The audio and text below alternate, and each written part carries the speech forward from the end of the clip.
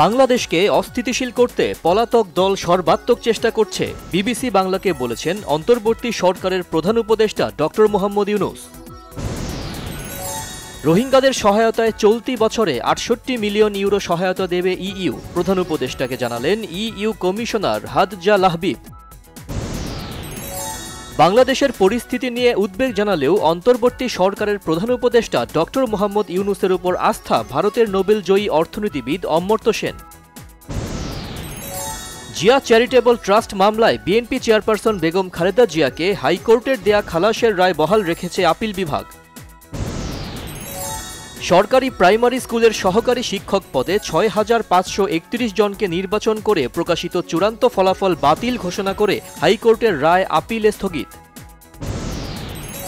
কোনো ধরনের নীতিমালা ছাড়া দণ্ডিতদের রাষ্ট্রপতির ক্ষমা করে দেওয়ার ক্ষমতা কেন সংবিধানের সাথে সাংঘর্ষিক নয় জানতে চেয়েছে হাইকোর্ট।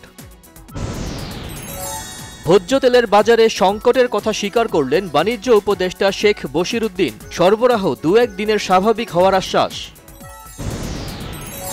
শিল্প উপদেষ্টা আদিলুর রহমান খান জানিয়েছেন, খাদ্যপণ্যের ভেজালের ব্যাপারে কোনো ছাড় নয়। মোহাম্মদপুরে টাউন হল কাঁচা বাজার পরিদর্শন। অন্তর্বর্তী সরকারের নির্বাচনের রোডম্যাপ দিতে যত দেরি করবে দেশের তত ক্ষতি হবে বলেছেন বিএনপির স্থায়ী কমিটির সদস্য আমির খসরু মাহমুদ চৌধুরী।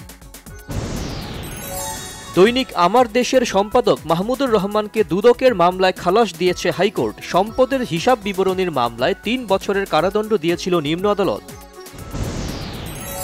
গত ৬ মাসে অভিযুক্ত সাবেক মন্ত্রী, এমপি, আমলা, ব্যবসায়ীদের দেশে থাকা ১০,৩১০ কোটি অবৈধ টাকা জব্দ করেছে দুর্নীতি দমন কমিশন। অর্থপাচার মামলায় আলোচিত সাদিক এগ্রোর চেয়ারম্যান ইমরান হোসেনকে গ্রেপ্তার করেছে পুলিশের অপরাধ তদন্ত বিভাগ।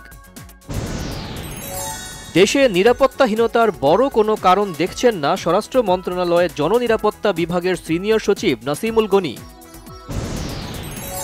ঢাকার যানজট নিরসনে ফ্লাইওভার, এক্সপ্রেসওয়ে, আন্ডারপাসের মতো মেগা প্রকল্প হলেও গত ১ দশকেও যানজট কমেনি, বরং দিন দিন বাড়ছে।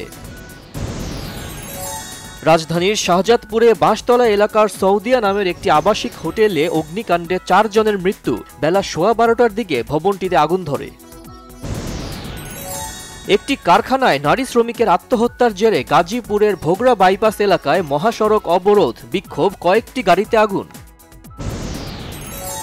উদ্বেগজনক আইনশৃঙ্খলা পরিস্থিতি নারী উদ্যোক্তাদের অগ্রগতির পথে বড় বাধা। নারী উদ্যোক্তাদের সংগঠন ওয়েব সভাপতি নাসরিন আওয়াল মিন্টুর মন্তব্য। ইউক্রেন যুদ্ধ বন্ধে ৪ দফা পরিকল্পনা গ্রহণ ইউরোপীয় নেতাদের। যুক্তরাষ্ট্রকে সঙ্গে নিয়েই করা হবে বাস্তবায়ন। পূর্বাচলে শেখ হাসিনা ক্রিকেট স্টেডিয়ামের নাম পরিবর্তন করে ন্যাশনাল ক্রিকেট গ্রাউন্ড এনসিজি রাখার সিদ্ধান্ত নিয়েছে বাংলাদেশ ক্রিকেট বোর্ড। শন বেকার পরিচালিত অ্যানোরা চলচ্চিত্রটি ৫টি ক্যাটাগরিতে অস্কার পুরস্কার জিতেছে। সেরা অভিনেত্রী মাইকি ম্যাডিসন, সেরা অভিনেতা দ্য ব্রুটালিস্ট ছবির নায়ক অ্যাড্রিয়ান ব্রডি।